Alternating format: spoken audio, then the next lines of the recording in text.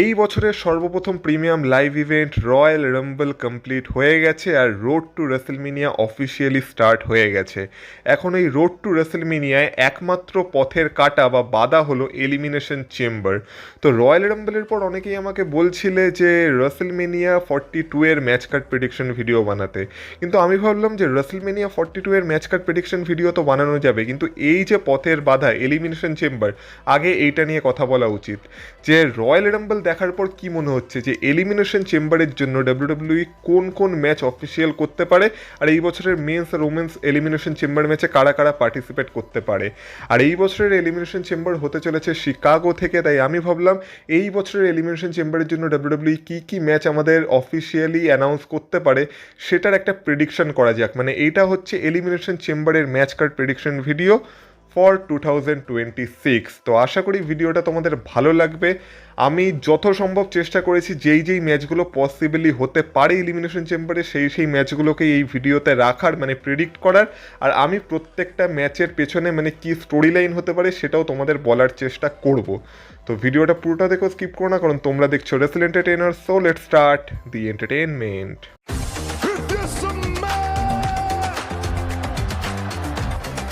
Acknowledge me.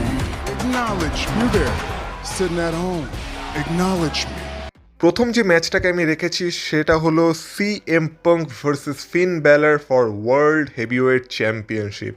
এবার এই ম্যাচটা রাখার পেছনে আমার গল্পটা কি, যেমন বললাম এই বছরের এলিমিনেশন চেম্বার হতে চলেছে শিকাগো থেকে, আর শিকাগোয় এলিমিনেশন চেম্বার হচ্ছে আর সেখানে সিএম পাঙ্কের ম্যাচ থাকবে না, এইটা তো একটু অসম্ভব বলেই মনে হচ্ছে। তাই আমার মনে হয় যে সিএম পাঙ্ক অন্তত এই বছরের এলিমিনেশন চেম্বারে তার ওয়ার্ল্ড হেভিওয়েট চ্যাম্পিয়নশিপ ডিফেন্ড করতে চলেছে।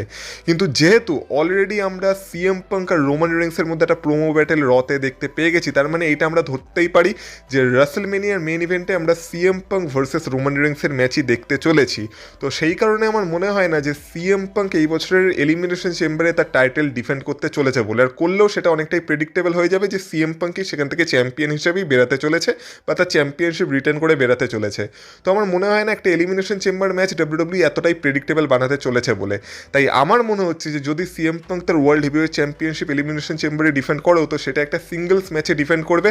আর আমার মনে হয় তার অপোনেন্ট যে হতে পারে এই মুহূর্তে সেটা হচ্ছে ফিন ব্যালার, কারণ আমরা অলরেডি দেখেছি কালকে রোমান রিংসের সাথে তার প্রোমো শুরু করার আগেও সে ফিন ব্যালারকে অ্যাড্রেস করেছিল।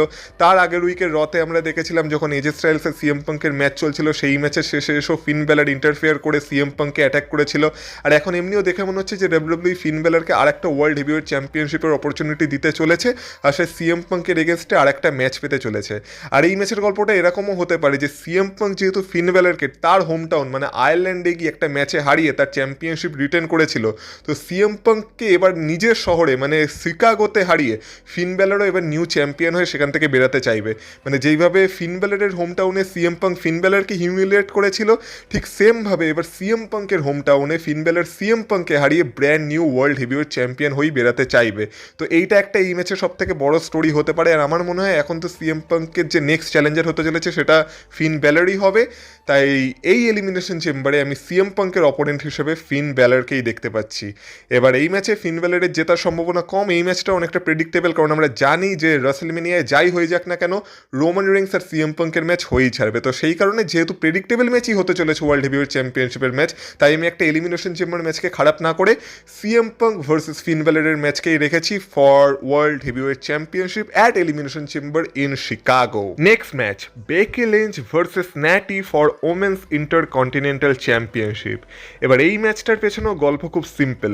এখন আমরা যেমন দেখতে পাচ্ছি ন্যাটি আর ম্যাক্সিন ডুপ্রির মধ্যে একটা স্টোরি লাইন বা একটা ফিউড চলছে, তো আমরা হয়তো দেখতে পাবো মাঝখানে কোনো এক রয়ের এপিসোডে ম্যাক্সিন ডুপ্রি আর ন্যাটির মধ্যে একটা সিঙ্গলস ম্যাচ হবে, যেটা হয়তো নেক্সট উইকেই হতে চলেছে, যেইখানে এই ম্যাচটা হয়তো হয়ে যেতে পারে নাম্বার 1 কন্টেন্ডারশিপের match for women's intercontinental championship. আর এই ম্যাচে হয়তো ন্যাটি ম্যাক্সিন ডুপ্রিকে হারিয়ে মানে ওমেন্স ইন্টারকন্টিনেন্টাল চ্যাম্পিয়নশিপের জন্য নাম্বার 1 কন্টেন্ডার হয়ে যেতে পারে। এর পেছনে কারণ হচ্ছে আমরা রয়্যাল রাম্বল ম্যাচেও দেখেছিলাম যে বেকি লিঞ্চ যখন ম্যাক্সিন ডুপ্রিকে এলিমিনেট করেছিল, তারপরে ন্যাটি বেকি লিঞ্চকে রয়্যাল রাম্বল ম্যাচ থেকে এলিমিনেট করেছিল। তো সেই বদলাটা অবশ্যই বেকি লিঞ্চ ন্যাটির এগেনস্টে নিতে চাইবে। তো সেই কারণে এই ম্যাচটা এলিমিনেশন চেম্বারের জন্য অফিসিয়াল হতে পারে। আর এই ম্যাচটাকে এলিমিনেশন চেম্বারে রাখার আরেকটাও কারণ হচ্ছে আমার মনে হয় এলিমিনেশন চেম্বার সেই জায়গাটা হবে যেখান থেকে অফিসিয়ালি বেকি লিঞ্চ আর এজে লির রাসেলমেনিয়া ফিউড স্টার্ট হয়ে যাবে। এজেলিকে আমরা রয়্যাল রাম্বলও দেখতে পাইনি, কিন্তু আমার মনে হয় যেহেতু শিকাগো থেকে এলিমিনেশন চেম্বার হচ্ছে আর শিকাগোতে তো এজেলির আসা উচিত, তো আমার মনে হয় এই ম্যাচের রেজাল্ট যাই হোক না কেন এই ম্যাচের শেষে হয়তো আমরা এজেলির রিটার্ন দেখতে পেতে পারি, যেখানে হয়তো এমন হতে পারে যে বেকি লিঞ্চ ন্যাটালিয়াকে মানে ন্যাটিকে হারিয়ে তার ইন্টারকন্টিনেন্টাল চ্যাম্পিয়নশিপ রিটার্ন করে নিল, আর তারপর এজেলি এসে তাকে কনফ্রন্ট করলো, আর তারপর আমরা রাসেলমেনিয়ার জন্য এজেলি আর বেকি লিঞ্চের ফিউড স্টার্ট হয়ে যেতে দেখতে পেলাম।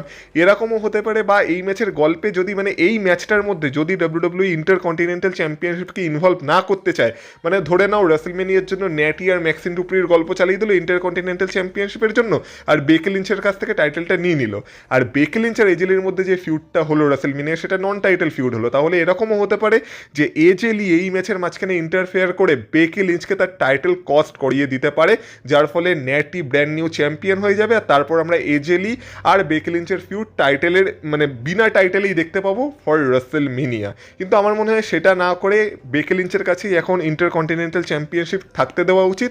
আর যেমন বললাম তারপর এই ম্যাচের শেষে এজেলি যদি কোনোভাবে এসে বেকি লিঞ্চকে কনফ্রন্ট করে, সেইটার পরে আমরা বেকি লিঞ্চ আর এজেলির ফিউড রাসেলমেনিয়াতে দেখতে পেলে আমার মনে হয় সেটাই বেস্ট অপশন হবে। যাই হোক না কেন সেই কারণেই আমি বেকি লিঞ্চ ভার্সেস ন্যাটির ম্যাচও এলিমিনেশন চেম্বারের জন্য রেখেছি। Third match for undisputed WWE championship.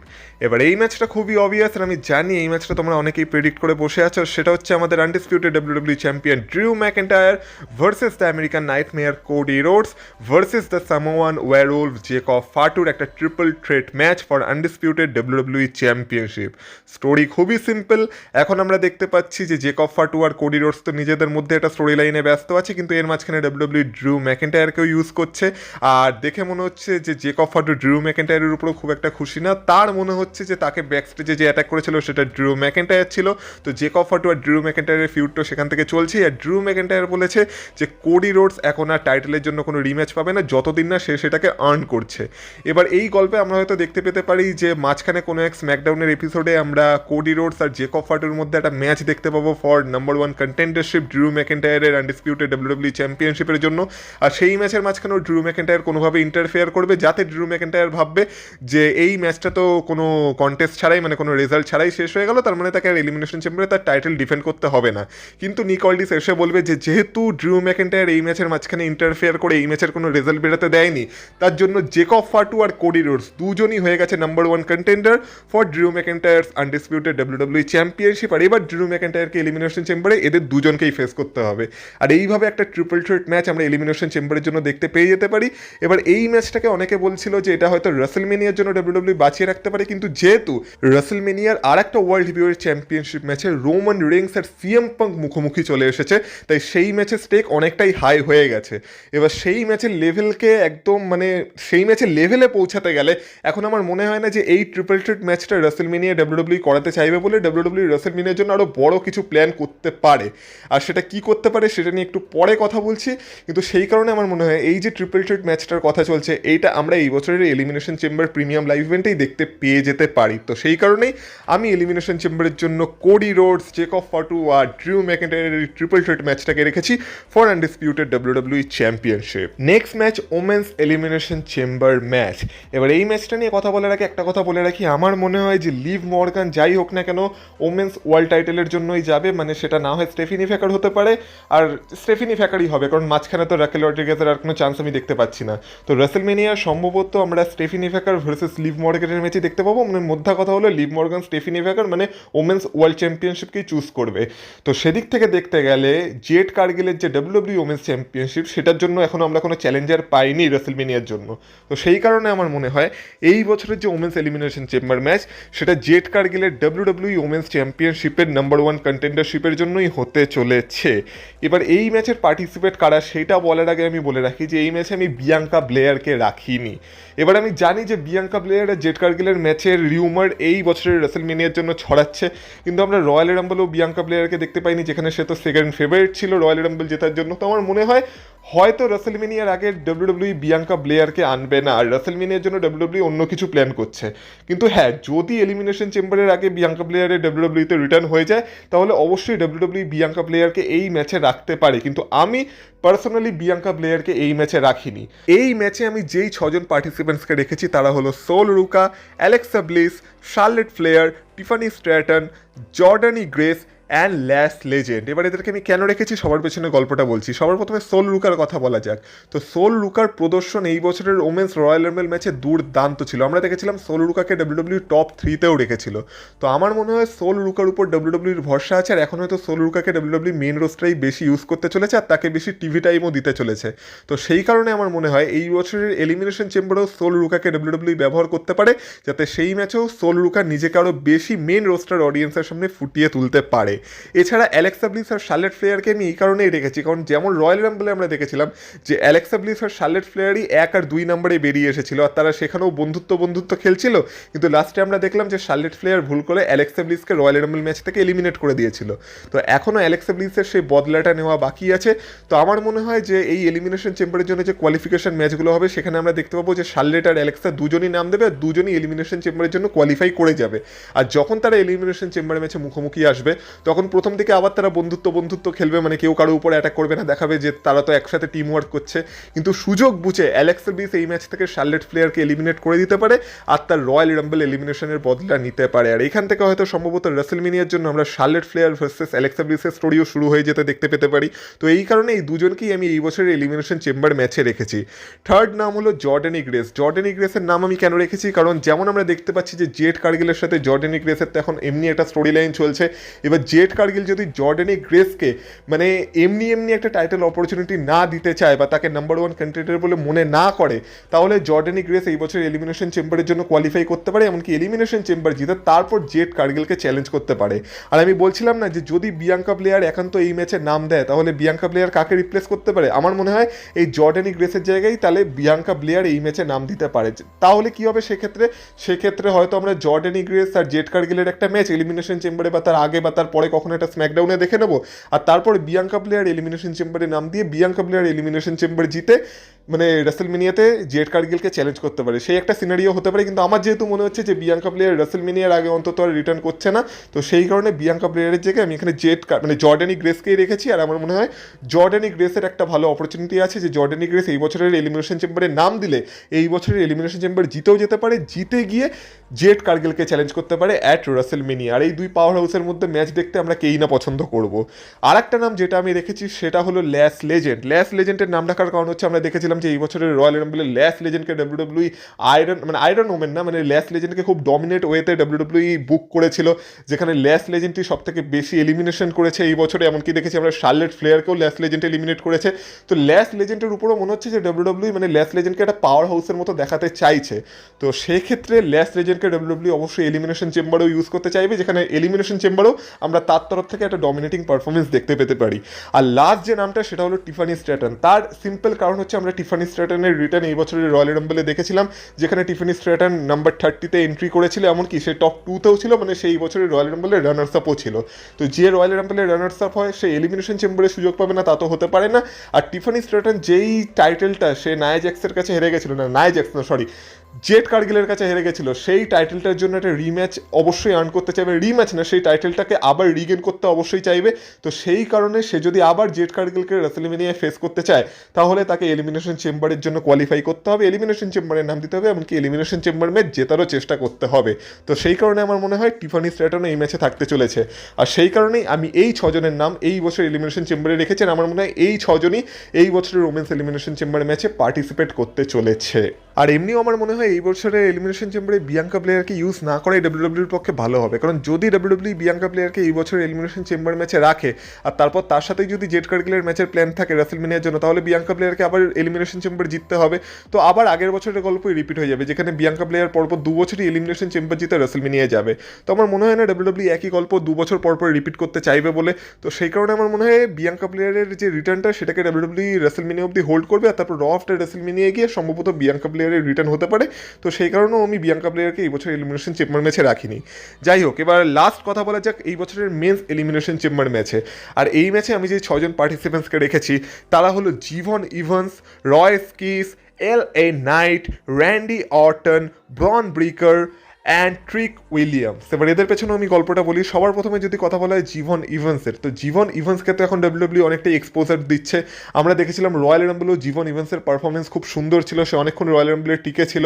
আর জীবন ইভান্সের এমনিও যে মুভগুলো, সে যেভাবে লাফিয়ে লাফিয়ে move the your boys bouncy, মানে এই রূপ থেকে ওই রূপে, মানে তার যে মানে অ্যাথলেটিক যে অ্যাজিলিটি সেটা অনেক বেশি। তো সেই কারণে ডাব্লিউডাব্লিউ তাকে এখন অনেকটাই এক্সপোজার দিচ্ছে। তো আমার মনে হয় সেই কারণেই ডাব্লিউডাব্লিউ এলিমিনেশন চেম্বারও জীবন ইভান্সকে ইউজ করতে পারে, যেখানে রয়্যাল রাম্বলের মতো এলিমিনেশন চেম্বারও জীবন ইভেন্স তার একটা দুর্দান্ত পারফরমেন্স আমাদেরকে দিতে পারে। নেক্সট নাম হলো রয় স্কিস। এবার রয় স্কিস কেন? কারণ রয় স্কিসের ডাব্লিউডাব্লিউ ডেবিউ আমরা এই বছরের রয়্যাল রাম্বল ম্যাচে দেখে ফেলেছি, মানে যাকে আমরা এইডাব্লিউতে পাওয়ার হাউস বলে জানতাম। তো সে এখন ডাব্লিউডাব্লিউতে চলে এসেছে, আর আমার মনে হয় যেহেতু এইডাব্লিউ থেকে তাকে ডিরেক্ট মেন রোস্টারে নিয়ে আসা হয়েছে, এখন ডাব্লিউডাব্লিউ যতটা সম্ভব তাকে এক্সপোজার দেওয়ার চেষ্টা করবে। তো সেই কারণে আমার মনে হয় এবছর এলিমিনেশন চেম্বারেও রয় স্কিস একটা পজিশন পেতে পারে, যেখানে রয় স্কিসের তরফ থেকে আমরা কিছু ডমিনেশন এই এলিমিনেশন চেম্বারে দেখতে পেতে পারি। আর এই বছর এলিমিনেশন চেম্বারে রয় স্কিসকেই হয়তো ডাব্লিউডাব্লিউ সব থেকে বেশি ডমিনেটিং ওয়েতে বুক করলো। তো সেই কারণে আমার মনে হয় রয় স্কিসকে শুধুমাত্র মেন রোস্টারে বা মেন রোস্টারের অডিয়েন্সের সামনে এক্সপোজার দেওয়ার জন্য, আর তাকে মেন রোস্টারের অডিয়েন্সের সাথে পরিচিত করানোর জন্য, মানে যারা তাকে এইডাব্লিউতে চিনত না তাদের সাথে পরিচিত করানোর জন্য এলিমিনেশন চেম্বারে ডাব্লিউডাব্লিউ ব্যবহার করতে পারে। তাছাড়া LA নাইট, LA নাইটের নাম আমি এই কারণেই রেখেছি কারণ আমরা দেখেছি ডাব্লিউডাব্লিউ সব বড় বড় ম্যাচে LA নাইটকে রাখতে পছন্দ করে। সেটা অন্য কথা যে কোনো বড় ম্যাচই LA নাইট জিততে পারে না, সেটা মানি ইন দ্য ব্যাংক হোক বা রয়্যাল রাম্বল হোক বা যে কোনো ম্যাচ হোক। কিন্তু হ্যাঁ, বড় বড় স্পটে LA নাইট অবশ্যই থাকে, আর যেহেতু LA নাইটের পেছনে ফ্যান্সদের সাপোর্টও থাকে, তো অবশ্যই ফ্যান্সরা চাইবে যে যাতে এই বছর LA নাইট এলিমিনেশন চেম্বার ম্যাচও জিতে যায়, মানে LA নাইটের ফ্যান বেস তো অবশ্যই এটা চাইবে। তো সেই কারণে সেই ফ্যান বেসকে খুশি করার জন্য LA নাইটকেও অবশ্যই এই বছর এলিমিনেশন চেম্বার ম্যাচে আমরা পার্টিসিপেট করতে দেখতে পাবো বলেই আমার মনে হচ্ছে। এবার LA নাইটের কথা যখন হচ্ছে, তখন LA নাইটের এখন যাদের সাথে পাঙ্গা চলছে, মানে দ্য ভিশন, সেই ভিশনেরও একটা মেম্বারকে আমরা সম্ভবত এই বছরের রয়্যাল রাম্বলে দেখতে পেতে চলেছি, আর সেটা হলো ব্রন ব্রিকার। এবার ব্রন ব্রিকারের রয়্যাল রাম্বলের পারফরমেন্স আমরা দেখেছিলাম, সে তো মানে ঢুকতে না ঢুকতেই এলিমিনেট হয়ে গেছিলো সেই মার্কসম্যানের অ্যাটাকের জন্য। তো অবশ্যই পল হেমান চাইবে যে রয়্যাল রাম্বল থেকে তো ব্রন ব্রিকার সুযোগ পায়নি, কিন্তু এবার যেন আরেকটা সুযোগ ব্রন ব্রিকার অবশ্যই পায় রাসেলমেনিয়ায় একটা চ্যাম্পিয়নশিপ ম্যাচে কম্পিট করার জন্য। এই কারণে যেভাবেই হোক না কেন পল হেমান তার ব্যাক স্টেজ পাওয়ার, তার পলিটিক্সকে কাজে লাগিয়ে অবশ্যই চাইবে যাতে সে ব্রন ব্রিকারকে এলিমিনেশন চেম্বার ম্যাচে পার্টিসিপেট করাতে পারে বা অ্যাড করতে পারে। আর আমরা দেখবো ফাইনালি সেটা সে করেও দেবে। আর এমনিও এইখানে ব্রন ব্রিকার নিজেকে রিডিম করার একটা সুযোগ পাবে, মানে রয়্যাল রাম্বলে তো সে পারেনি, কিন্তু যদি এই বছর এলিমিনেশন চেম্বার ম্যাচ আমাদের ব্রন ব্রিকার জিতে যায়, তাহলে ব্রন ব্রিকার অবশ্যই রাসেলমেনিয়া একটা চ্যাম্পিয়নশিপ ম্যাচের জন্য সুযোগ পেয়ে যাবে। আর যদি ব্রন ব্রিকার এই ম্যাচে থাকে, তাহলে হয়তো আমরা আরেকটা অ্যাঙ্গেলও দেখতে পেতে পারি, যেখানে আমরা এখানেও দেখবো যে রয়্যাল রাম্বল ম্যাচও হয়তো ব্রন ব্রিকার জেতার দোরগোড়ায় চলে আসবে, কিন্তু সেখানেও সেই মিস্ট্রি মার্কসম্যান আবার ইন্টারফেয়ার করে সে আবার ব্রন ব্রিকারকে কস্ট করিয়ে দেবে। আর আমরা দেখবো যেভাবে তার জন্যই রয়্যাল রাম্বল ম্যাচে ব্রন ব্রিকার জিততে পারেনি বা এলিমিনেট হয়ে গেছিলো তাড়াতাড়ি, ঠিক সেমভাবে এলিমিনেশন চেম্বারও সেই মিস্ট্রি মার্কসম্যানের জন্যই আবার ব্রন ব্রিকার স্ক্রু হয়ে যাবে, আর ব্রন ব্রিকার এই ম্যাচটাও জিততে পারবে না। তারপর আমরা আবার রাসেলমেনিয়ার জন্য তার আর মিস্ট্রি মার্কসম্যান, যেটা সম্ভবত লাস্টে সেথ রলিন্স হলেও হতে পারে, তার একটা ম্যাচ দেখতে পেতে পারি ফর রাসেলমেনিয়া। সেই স্টোরি লাইনটাও শুরু হয়ে যেতে পারে। তো সেই কারণে আমার মনে হয় ব্রন ব্রিকারের এই ম্যাচে থাকাটা আবশ্যক। তো সেই কারণে একটা স্পট আমি ব্রন ব্রিকারকে দিয়েছি। আর একটা নাম হলো ট্রিক উইলিয়ামস। ট্রিক উইলিয়ামস এখন মেন রোস্টারে অডিয়েন্সের সামনে অনেকটাই ওভার হয়ে গেছে, সবাই তার সাথে উপ দ্যাট ট্রিক সেই গানটা গায়। এছাড়াও ট্রিক উইলিয়ামসের যে কারিজমা সেটাও অনেকটা বেটার। আর ট্রিক উইলিয়ামসের পারফরমেন্সে এরকমও শোনা যাচ্ছে যে ডাব্লিউডাব্লিউর ব্যাক স্টেজের অফিসিয়ালসরাও খুব আনন্দতেও মানে খুব খুশি হয়ে আছে। তো সেই কারণে অবশ্যই ট্রিক উইলিয়ামসকে আরও বেশি এক্সপোজার ডাব্লিউডাব্লিউ দিতে চাইবে। তো সেই কারণে আমার মনে হয় এই বছর এলিমিনেশন চেম্বারেও ট্রিক উইলিয়ামস পার্টিসিপেট করতে চলেছে। আর এই বছর এলিমিনেশন চেম্বারে ট্রিক উইলিয়ামসের পারফরমেন্স তো দুর্দান্ত হতে পারে, আর সেই ক্যাপাবিলিটি ট্রিক উইলিয়ামসের মধ্যে আছে। তাই একটা নাম ট্রিক উইলিয়ামস হতে চলেছে। আর সর্বশেষ নাম আমি যেটাকে রেখেছি সেটা হলো দ্য ভাইপার র্যান্ডি অর্টন।